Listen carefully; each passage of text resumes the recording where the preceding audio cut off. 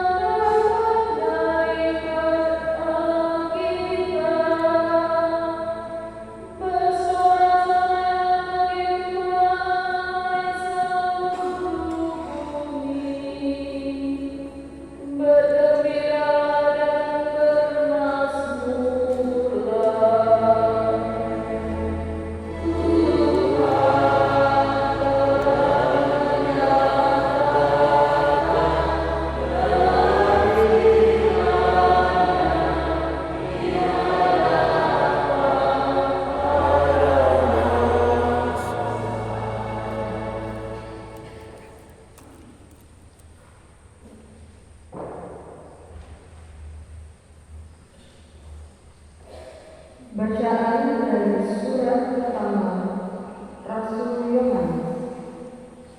Saudara-saudaraku yang terkasih, marilah kita saling mengasihi, sebab kasih itu berasal dari Allah, dan setiap orang yang mengasihi lahir dari Allah dan mengenal Allah.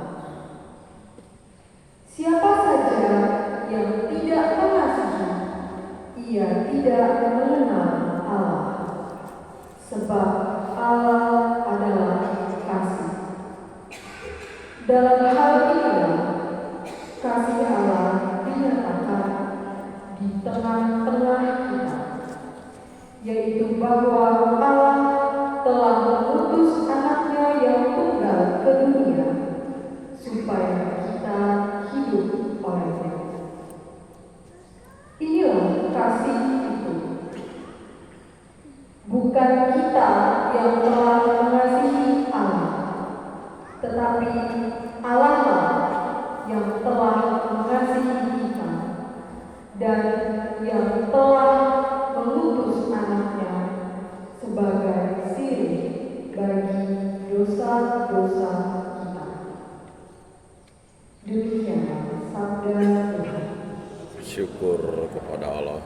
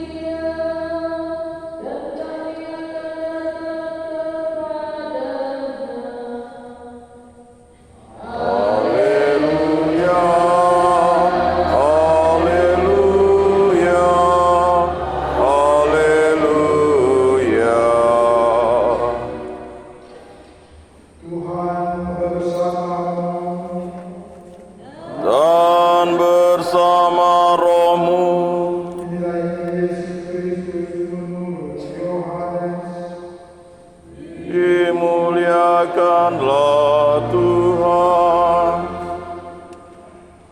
Dalam amanat perpisahan, Yesus berkata kepada murid-muridnya, seperti Bapa telah mengasihi aku, demikianlah juga aku telah mengasihi kamu. Tinggallah di dalam kasih itu. Jika kamu menuruti perintahku, kamu akan tinggal di dalam kasih-Ku, seperti aku menuruti perintah Bapa-Ku dan tinggal di dalam kasih-Nya.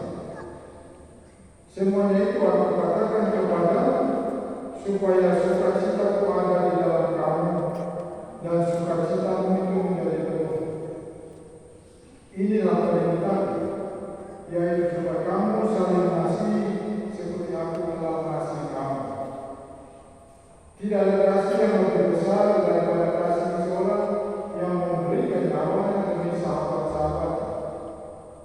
Kamu adalah sahabat jika kamu melakukan apa yang aku perintahkan kepadamu. Aku tidak lagi menyebut kamu hamba, sebab hamba tidak tahu apa yang dilakukan oleh Tuhannya. Tetapi aku menyebut kamu sahabat, karena aku telah memberitahukan kepada kamu segala sesuatu yang telah aku dengar dari Bapa. Bukan kamu yang memiliki aku, tetapi akulah yang memiliki kamu. Aku telah menetapkan kamu supaya kamu pergi dan menghasilkan buah, dan buahmu itu tetap, supaya apa yang kamu minta kepada Bapa dalam nama diberikannya kepadamu. Inilah perintahku kepadamu, kasihlah seorang terhadap yang lain. Berbahagialah orang yang mendengarkan sabdaku dan tekun melaksanakannya. Tanamkanlah sabdamu, ya Tuhan, dalam hati kami.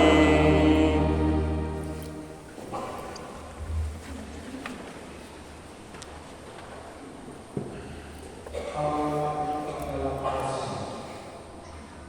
Saudara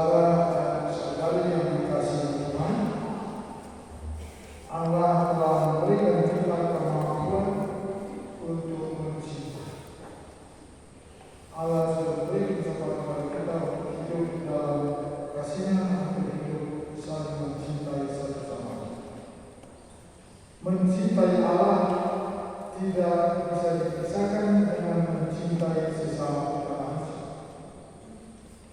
Mencintai sesama manusia mesti dipandang sebagai panggilan istimewa, karena justru itulah yang menentukan keselamatan kita, seperti yang terungkap pada pengadilan yang terakhir.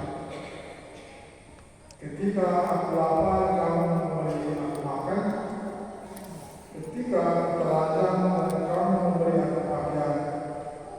Dan ketika aku sakit, dan kamu mengunjungi aku. Dan ada yang lain yang diceritakan. Masuklah hai hamba yang setia ke dalam sukacita sebagai jaminan, karena kita berbagi kasih atau peduli dengan orang lain, maka kita diajar tunggal untuk masuk ke dalam kebahagiaan bersama Allah yang adalah sumber kasih. Saudara dan saudara, bila kita mencintai Allah, kita pun harus mencintai sesama kita, sebab cinta akan sesama itu menjadi tanda kasih cinta kita akan Allah. Menjadi tanda kasih cinta kita akan Allah. Inilah perintahku kepadamu, kasihilah seorang akan yang lain. Itu satu perintah kepada setiap kita yang menjadi putra putri, supaya kita hidup dalam kasih, hidup saling mencintai. Cinta itu harus menular dan berkuasa mengubah dunia, mengubah alam di sekitar kita. Santo Fransiskus dari Sales pernah mengatakan begini, dengan setetes madu Anda dapat menjadi lebih banyak lalat daripada dengan setong racun. Dengan setetes madu Anda bisa menangkap, menjerat lebih banyak lalat daripada dengan satu drum racun. Lalat tidak akan berdampak. Dia takut, dia berterbang menjauh. Tapi ada dengan setetes madu, lalat akan berdua. Maksudnya adalah bahwa dengan cinta, dengan keramah, dengan membuka tangan untuk mengulurkan, untuk menolong, dengan rela mendengarkan orang lain, kita dapat memenangkan banyak orang, bisa menarik banyak orang untuk datang kepada Kristus, untuk percaya kepada Allah yang ada di sana. Tetapi seringkali dalam hidup yang kita alami, yang kita rasakan, yaitu kurangnya cinta antara kita, kurangnya perhatian antara kita, seringkali terjadi kebencian dendam yang terjadi di dalam diri dan dalam hidup kita sendiri. Kita diajar sebagai murid-murid Yesus untuk hidup dalam kasih. Kasih itu adalah bahasa cinta yang dikenal oleh semua manusia. Yesus mengajak agar kita membalas cinta dengan saling mencintai sebagai saudara dan sahabat. Sebagai saudara dan sahabat Yesus Kristus, kita harus menjadi pelopor dalam hal kasih untuk membangun persaudaraan dan persahabatan yang sejati. Kamu adalah sahabat, hendaklah kamu saling mencintai. Mari Bapak Ibu dan saudara-saudari, kita hidup secara sejiwa, hidup rukun dan damai. Lebih tidak hidup dalam satu komunitas seperti persaudaraan daripada hidup di dalam satu rumah penuh dengan kebersihan dan bahasanya. Tuhan adalah cinta, mari kita saling mencintai. Mari kita berdiri kembali iman dan percaya. Aku percayakan Allah, Bapa yang Maha Kuasa, pencipta langit dan bumi, dan akan Yesus Kristus, putranya yang tunggal Tuhan kita, yang dikandung dari Roh Kudus, dilahirkan oleh perawan Maria, yang menderita sengsara dalam pemerintahan Pontius Pilatus, disalibkan, wafat dan dimakamkan, yang turun ke tempat penantian pada hari ketiga, bangkit dari antara orang mati, yang naik ke surga, duduk di sebelah kanan Allah Bapa yang Maha Kuasa. Dari situ ia akan datang mengadili orang hidup dan mati. Aku percayakan Roh Kudus, Gereja Katolik yang kudus, persekutuan para kudus, pengampunan dosa, kebangkitan badan, kehidupan kekal. Amin. Sebagai sahabat-sahabat yang hidup dalam kasih, yang berkenan kepada Allah Bapa, mari kita sama-sama memanjatkan doa permohonan kita kepada Allah.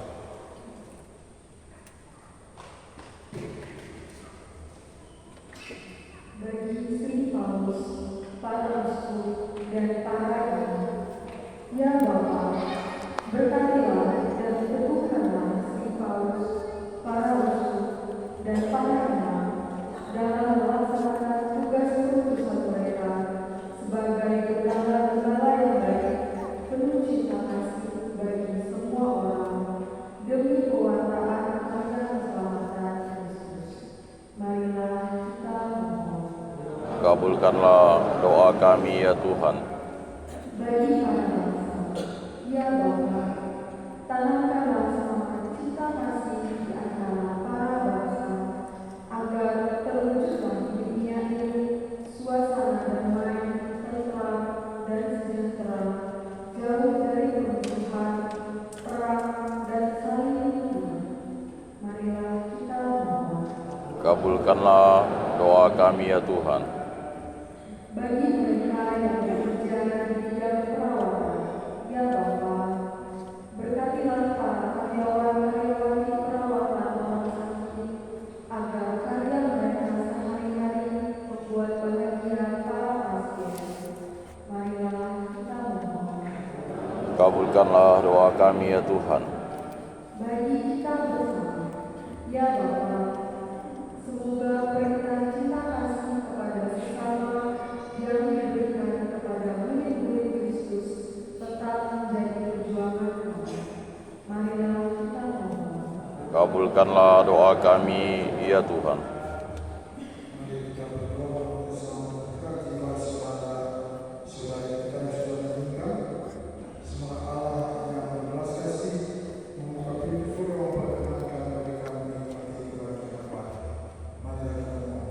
Kabulkanlah doa kami ya Tuhan. Kita juga mohon kesembuhan bagi saudara dan saudara kita yang sedang sakit, yang sedang terpisah di rumah mereka dan sedang dirawat di rumah sakit.